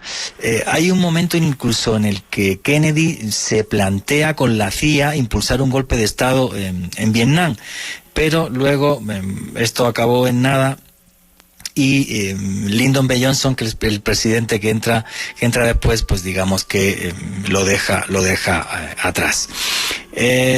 Hay un momento en el que se crea una guerrilla que es el Vietcong, que es apoyada por Vietnam del Norte, y empiezan a mandar pequeños grupos creando toda una revolución rural en Vietnam del Sur, que es a lo que los norteamericanos empiezan a tenerle mucho miedo. Y hay algunas de las frases de Ho Chi Minh que son terribles, para que vean el coraje, el punto honor de este hombre y lo terco que era, porque hubo una frase que me parece brutal en la que él dice: pues es posible que Vietnam un día sea francés o sea norteamericano, pero sin vietnamitas, como diciendo, aquí en esta guerra nos tienen que matar a todos. Entonces, bueno, pues todo lo que sucede es que el 2 de agosto de ese 1900, ya estamos en 1964, pues hay un acorazado que es el USS Maddox, que entra en el Golfo de Tonkin, porque quería destruir una estación de radio cercana, en territorio de Vietnam del Norte. Y lo que hacen, pues hay un par de patrulleras vietnamitas que van cerca de este destructor y pues lo atacan. Bueno, pues el ataque es ridículo porque no hay ningún desperfecto prácticamente en el destructor norteamericano y son destruidas las lanchas vietnamitas. Unos días más tarde, en concreto 2 días más tarde, el 4 de agosto, otra vez en el Golfo de Tonkin, el USS Maddox va justo con otro destructor que es el USS Turner. Y entonces aquí se produce el incidente del Golfo de Tonkin. Y es que esa noche, la noche del 4 de agosto, pues se empieza a hablar de que hay una serie de ataques norvietnamitas por parte de una serie de lanchas, hay aviones que salen volando por el Golfo de Tonkin persiguiendo las lanchas, pero nunca aparecieron los restos de las lanchas, los destructores nunca tuvieron absolutamente ningún tipo de desperfecto ni de absolutamente nada. Todas las comunicaciones salieron de la misma base, que eso es lo que era muy sospechoso, que era desde Pubey, hablando de movimiento de lanchas norvietnamitas, pero nadie vio ninguna lancha norvietnamita, los aviadores no vieron nada, absolutamente nada. Pero bueno, con esto se hizo un informe de defensa, un informe que tuvo el secretario de Defensa, Robert McNamara, y con este informe de Robert McNamara, del secretario de Defensa, es lo que utiliza Lyndon B. Johnson para declarar la guerra a Vietnam después de 2 ataques consecutivos. Y aquí un detalle muy curioso, porque en 1995 se reunieron Robert McNamara y el que era el ministro de Defensa norvietnamita, Vo Nguyen Giap, que mantuvieron una reunión cordial ya después de muchos años de cerrado el incidente del Golfo de Tonkin. Y el señor Vo Nguyen Giap le dijo ni más ni menos a Robert McNamara en la reunión públicamente: el segundo ataque se lo inventaron ustedes. Jamás existió ningún segundo ataque en el Golfo de Tonkin. Es más, el primero fue un error de las tropas, porque teníamos dicho que aunque algún destructor o barco se metiera dentro de las aguas norvietnamitas, en ningún caso se iba a atacar. Así que aquello quedó allí. Y es curioso porque Robert McNamara, que por cierto llegó a ser presidente del Banco Mundial, comentó una vez, y voy a leer literal las declaraciones de Robert McNamara: yo nunca había visitado Indochina y no comprendía nada de su historia, su lengua, cultura o sus valores. Estábamos en posición de decidir una política para una tierra que era desconocida para nosotros. Y esto provocó, pues, muchísimos miles y miles de muertos. ¿Qué opinan ustedes de toda esta historia del famoso Golfo, del incidente de Tonkin, que ya se reconoce por parte de la CIA que es falso, ¿vale? Y que provocó la guerra de Vietnam? Por cierto, vuestros comentarios a través del numeral Espías Caracol. Creo que Alejandro Bernal ya tiene otro teléfono, me parece, pero tenemos el número de teléfono para que lo pase yo a Caracol. ¿Lo tengo en mi celular? Juanje, quiere que lo llamen al mismo número, dice que ya tiene sí, su pues, mismo número, pero que por favor lo llamen. Ya le está marcando Vicky, me dice. Vamos a ver si está Alejandro Bernal por ahí. Lo que pasa cuando uno habla de la CIA, del FBI, de esas cosas, pues te sabotean. Ahí están, básicamente. ahí están pendientes. Estamos pendientes aquí con todo el suspense del mundo. Sí. Por acá. Regresó. Bueno, regresó Alejandro Bernal. ¿Te secuestró la CIA? ¿Fue una abducción o qué pasó? Yo creo, Juan Jesús, que la CIA intervino mi teléfono porque mágicamente la SIM no reconocía llamadas ni nada, o sea, como si hubiese sido bloqueado totalmente. Una conspiración entre Edgar Hoover, la CIA, el Mossad y todos para evitar que hablara esta noche.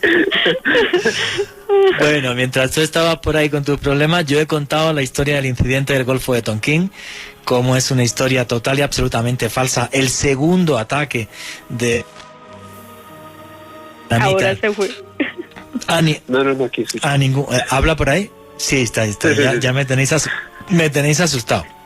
Entonces, el incidente del Golfo de Tonkin es completamente falso. Una de las cosas que comento en mi último libro, Conspiración, que quizás la parte más infame de la guerra de Vietnam, desde mi punto de vista, es que los norteamericanos lanzaron un herbicida que se llamó el agente naranja, y por desgracia ya van 4 millones de víctimas por parte de ese agente naranja, que por cierto hace unos años norteamericanos pues comenzaron ciertas labores de limpieza de los químicos en tierras contaminadas, pero me parece algo terrible, ¿no? Que esto no haya quedado como un crimen de guerra, que debería de haber sido un crimen de guerra. Repito, 4 millones de víctimas, y la fuente la puedo decir porque es un periódico que pertenece a este grupo, al Grupo Prisa, que es el diario El País, de un artículo que consulté para hacer el libro.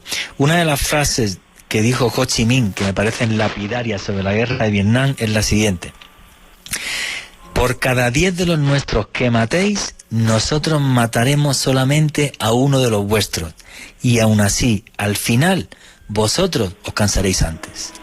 Fijaros qué terrible. La frase de Ho Chi Minh. ¿Qué comenta? Dime. En específico habla. Sobre el incidente de Tonkin, que pues usted nos estaba comentando mientras la CIA me tenía secuestrado.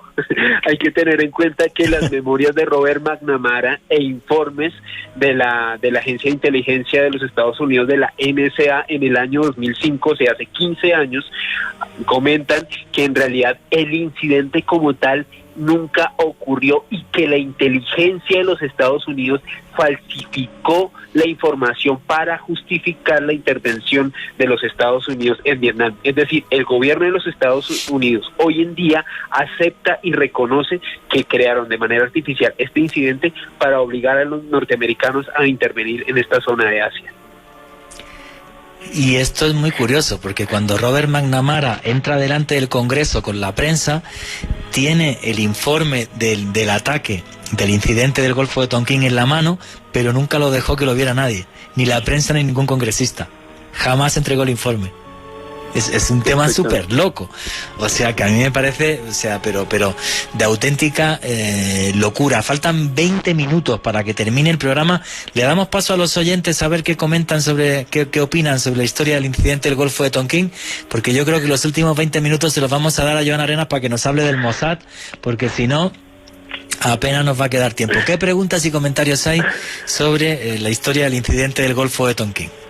Aquí Edson Giraldo nos dice: los gajes del oficio, la tecnología es maravillosa, pero no es infalible. Nuestro gran amigo y fiel oyente Carechimba dice que nos están hackeando. Y sobre el tema que estábamos hablando, Freddy Flores comenta que cuáles fueron los códigos cifrados utilizados por los espías en la Guerra Fría para tratar de mantener las comunicaciones internas ocultas para no ser descubiertos. Hay un montón de códigos cifrados, algunos son curiosísimos. Por ejemplo, los norteamericanos, cuando estaban en Asia, utilizaron indígenas navajos, porque el navajo es un idioma dificilísimo que lo conocen muy pocas personas, y llevaron indígenas navajos. Lo mismo hicieron los egipcios, por ejemplo, en una guerra contra Israel, utilizando nubios. O sea, gente que hablaba nubio. O sea, no, hay un montón. Digo, la famosísima máquina Enigma de los nazis. Hay un montón de códigos cifrados, efectivamente. Eso es un tema súper curioso. ¿Qué más preguntas y comentarios hay? Jamie Sastoque: ¿cómo podrían describir los procesos de reclutamiento actuales de agencias como la CIA y el MI6? Pues la CIA y el MI6, por ejemplo, tienen oposiciones que uno las aprueba y entra. Otras veces reclutan gente. En cambio, el más particular es el Mossad. El Mossad solo recluta gente. Tú no puedes llegar al Mossad y decir: quiero ser agente del Mossad. Ahí te quedas. No les importa un carajo. Ellos van, y esa es una de las formas que hace que sea imposible de infiltrar al Mossad, efectivamente. ¿Qué más preguntas hay? Sobre el incidente del Golfo de Tonkin y la guerra de Vietnam, Juan Carlos Beltrán nos dice lo siguiente: The Vietnam War es un excelente documental en Netflix, pues para tratar y más bien ver un documento audiovisual sobre esta temática, Juanje. Sí, hay toda una serie de documentales de la guerra del Vietnam en Netflix, no recuerdo si es esa, yo vi varios y son buenísimos, sí. Y otro de la guerra de Corea también buenísimo. ¿Algún comentario más? Aquí Karen Ospina nos dice: yo no entiendo esa fijación de los gobiernos de Estados Unidos en meterse en problemas ajenos. Lo que hacen es embarrarla más. Uno de los grandes problemas que se ha echado a cómo actúa la CIA es no conocer la idiosincrasia de los sitios a los que van, no conocer la idiosincrasia vietnamita, o por ejemplo una operación muy famosa que es la Operación Ciclón, donde ellos arman 50.000 mujahidines para que entren en la guerra de Afganistán y echen a los soviéticos de Afganistán, y uno de esos 50.000 mujahidines pues no era ni más ni menos que Osama Bin Laden. Todo esto se hizo efectivamente en la ciudad de Peshawar, en Pakistán, y es muy curioso porque Benazir Bhutto, la presidenta de Pakistán, hay un momento en el que le dice públicamente a los americanos: estáis creando un Frankenstein, cuidado con todo esto. Y luego se le fue de las manos. De estos 50.000...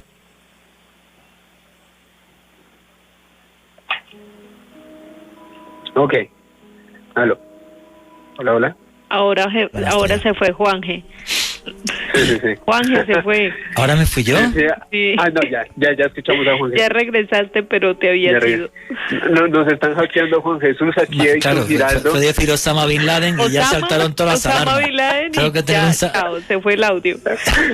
Fue decir, no, tengo que tener el satélite aquí encima ya. O sea... Aquí Edison Giraldo nos dice y nos reporta que técnicamente se cayó la aplicación de Caracol Radio por donde él estaba escuchando el programa. Ay, no, así ya que me no solamente...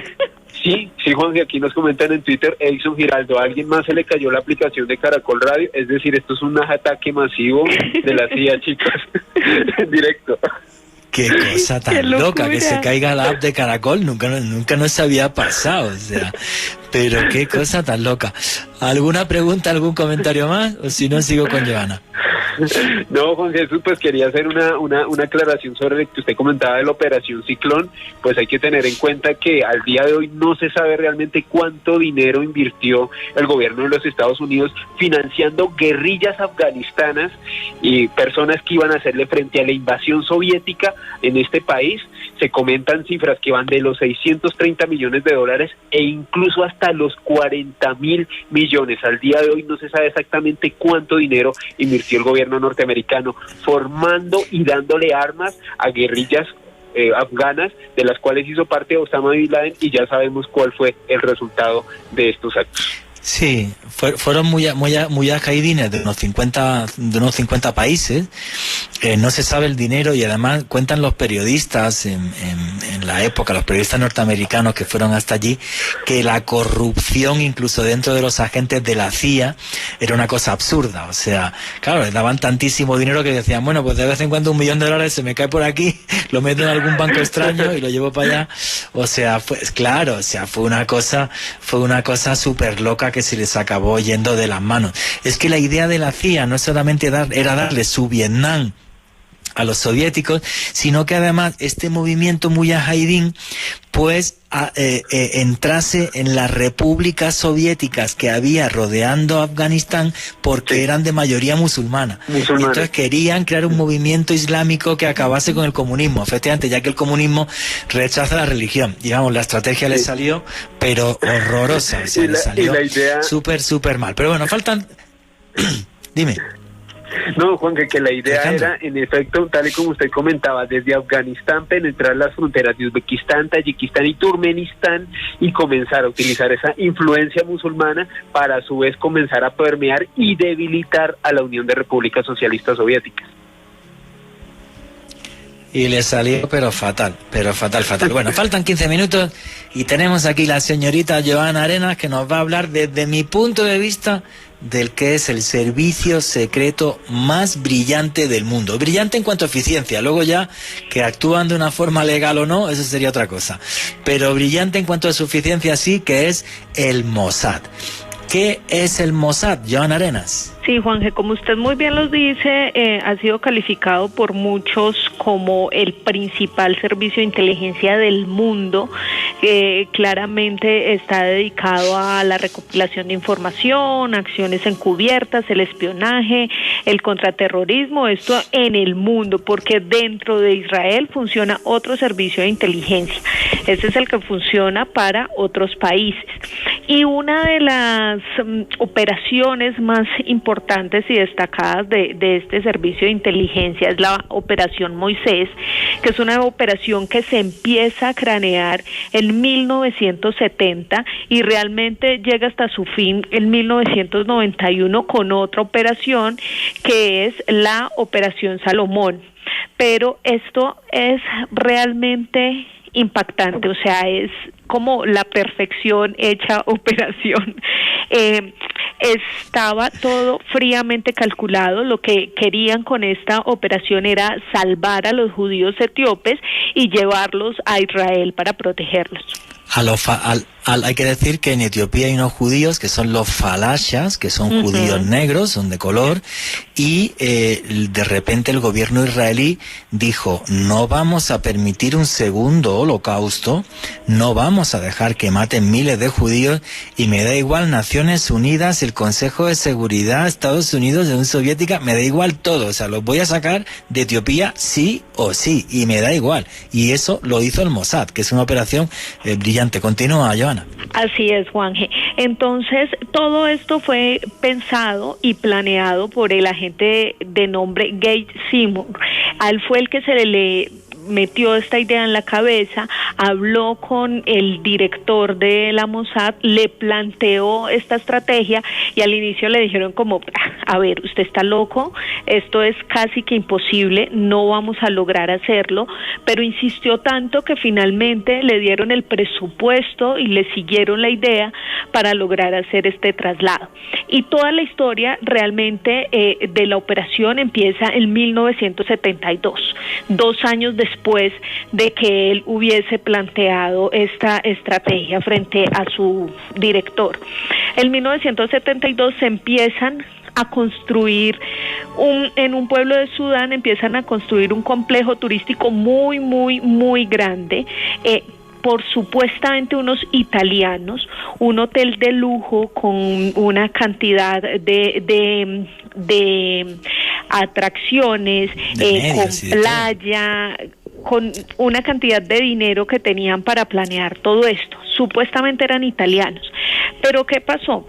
Cuando todo este resort estaba listo, pues aparentemente no tenía ni electricidad, ni agua, todo había fallado en cuanto a estrategia para poder que los turistas llegaran hasta este lugar. Y se empezó a hablar de un supuesto sabotaje que había hecho el gobierno de Sudán para poderse apropiar de este negocio. Y allí en ese momento llegan supuestamente otros italianos a ofrecerle dinero a ese gobierno de Sudán para que los dejen administrar ese negocio y finalmente pues ponerlo en flote. Y eso era todo lo que se sabía. Efectivamente pasó así y se creó este lugar que era realmente gigantesco, lujoso, tenía deportes náuticos, comida, vino, que era muy curioso que en ese lugar, pues en ese país, pues se consumiera, por ejemplo, licor, está prohibido en el mundo musulmán, claro. Exactamente, en el mundo musulmán. Pero todo esto, todo este tema de los italianos y todo este sabotaje supuestamente por el gobierno de Sudán era completamente falso. Esta era la estrategia, la primera estrategia que tenían los agentes de la Mossad para poder pasar desapercibidos y finalmente lograr que estos judíos etíopes llegaran a este lugar y de esa manera trasladarlos pues hasta Israel. Pues mire, Juan Jesús, todo estaba fríamente calculado cada estrategia, cada punto de contacto con estas personas que iban a trasladar. Lo que empieza a suceder claramente es que esto tiene un presupuesto exorbitante, una cantidad de dinero absurdo, impresionante, por supuesto, porque como les digo, era un plan pero estratégico, y además la estructura y el dinero que se habían gastado para montar todo este hotel pues era realmente pues muy absurdo. Pero curiosamente, cuando ya abren las instalaciones, empiezan a llegar turistas reales, ¿no?, a visitar ese complejo. Y entonces la Mossad dice, ¿y ahora qué vamos a hacer con estos turistas? ¿Cómo vamos a hacer ahora? Y deciden planear una estrategia para atenderlos, porque no tenían cómo negarse a atender a esos turistas reales. Y empiezan a atenderlos, y curiosamente, gracias a eso, adquieren mucho más dinero, tanto así que el complejo turístico se vuelve autosostenible y además les genera muchísimas más ganancias para seguirle invirtiendo a la operación. Es realmente muy curiosa esta historia, muy impactante, loco, muy bien planeada. Dentro del hotel, pues claramente tenían un espacio donde tenían todos los equipos de comunicación, todo lo relacionado con las comunicaciones, los documentos que les iban a dar a estos judíos para poder llevarlos hasta Israel.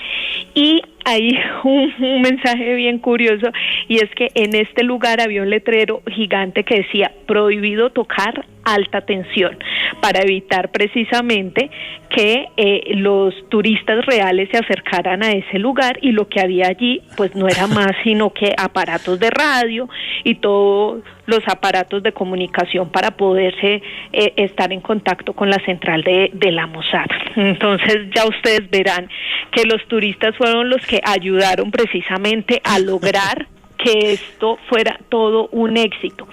¿Y cómo se contactaban con esos judíos etíopes que iban a trasladar?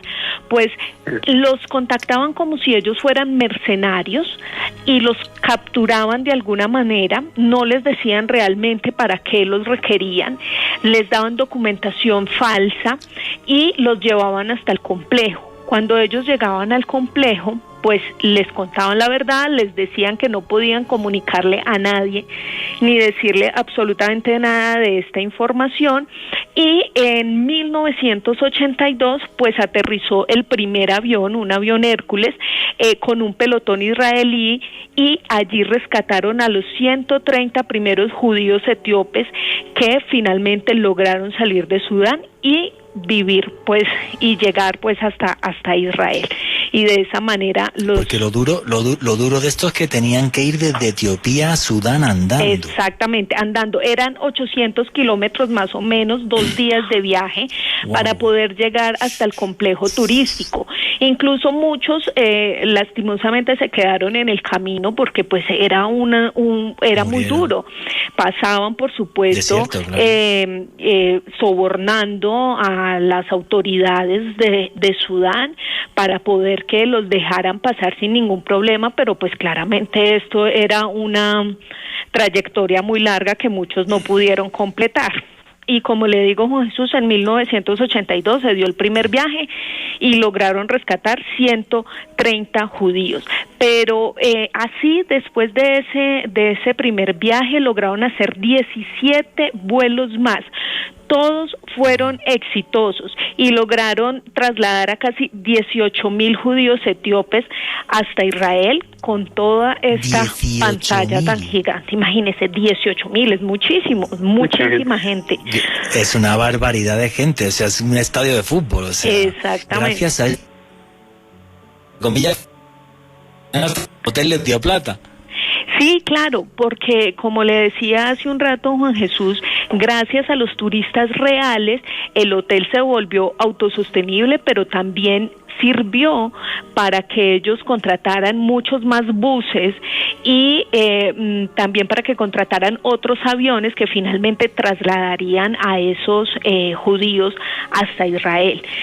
Después de esta operación, qué barbaridad. Es impresionante. Después de esta operación Moisés, que fue la primera, llegó la operación Salomón, que es mucho más impresionante aún, la más grande y la más destacada en toda esta historia, y esta se dio en 1991.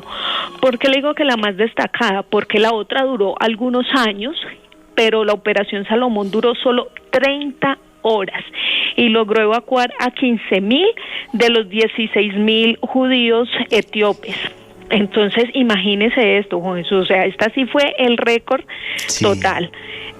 Fueron miles de evacuados, en su mayoría eran campesinos, nunca habían salido de su provincia, los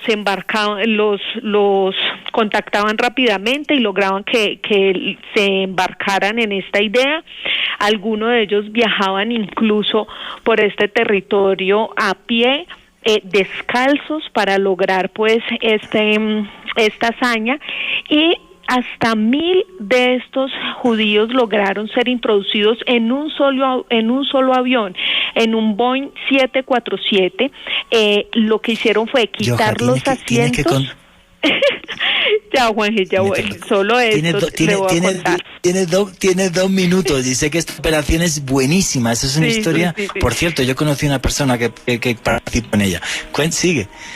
Rápidamente, Juanje, mire, lo que hicieron fue quitarle todos los asientos al avión, a este avión Hércules y a un Boeing 747, para lograr que dentro de ese avión hubiese espacio para 1.000 personas y así poderlos trasladar de una manera rápida en 30 horas hasta Israel.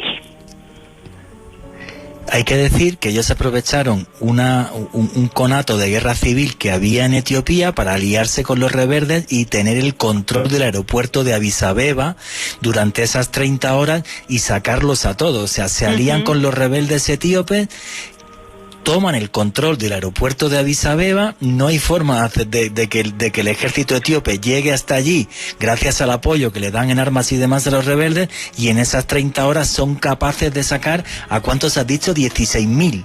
Sí, señor, 16.000 judíos etíopes. Es muchísima gente y en una operación súper rápida y muy controlada, claramente. Sí, además en contra de lo que dijeron Naciones Unidas y todo el mundo, les dio absolutamente igual. Hicieron eso. Yo conozco un señor, cuando estuve haciendo reportajes en Israel, el guía que tuve allí por parte del gobierno israelí, que él estuvo en esos aviones y me lo contó llorando. O sea, me contó esa historia llorando de cómo pudimos salvarlos y sacarlos de ahí, y él defendía, obviamente, pues todo el despliegue militar que hizo el gobierno israelí, que fue relámpago. Joan Arena, tus conclusiones del programa, tus redes sociales, dónde te siguen, cómo te buscan, cómo te encuentran, todas esas cosas. Juanje, pues de nuevo muchas gracias por este espacio. La verdad que estas historias siguen siendo maravillosas, son historias que sobrepasan todo el límite. A mí me pueden seguir como Arenas B en mis redes sociales, y pues todos los domingos ahí pendientes del programa Más Allá a las 9 de la noche por Red Más. Alejandro Bernal, tus conclusiones y tus redes sociales para que todo el mundo pueda seguirte. No, Juanje, ofrecerle disculpas a los oyentes por esos inconvenientes tecnológicos ajenos a mi fuerza. Muchos oyentes reportaron caída del programa a través de radio, de las aplicaciones y de la página de Caracol, sí, así que parece que fue un hackeo masivo. Así que bueno, si les gusta el periodismo de misterio, pueden seguir a Juan Jesús y este servidor en YouTube en Oculto Tras la Sombra, y a mí me pueden seguir en Facebook, Twitter e Instagram en @AleBernal3 con @S. Muchas gracias, Juanje. Muchísimas gracias a Alejandro Bernal y a Joan Arena, que además también la pueden ver en Red Más, en el programa Más Allá. Y quedan 20 segundos y solo deciros una cosa. Yo creo que los servicios de inteligencia reflejan lo que somos, ¿no? O sea, capaces de hacer cosas macabras y capaces de hacer también, por ejemplo, operaciones de salvamento de compatriotas tuyos, como es el caso de la Operación Salomón o la Operación Moisés, que a mí sí me parecen brillantes porque sí o sí salvaron miles de vidas. Entonces, como cualquier obra humana, tiene sus luces y sus sombras. Y sobre todo, nunca olviden que vivimos en un mundo mágico, porque está repleto de misterio.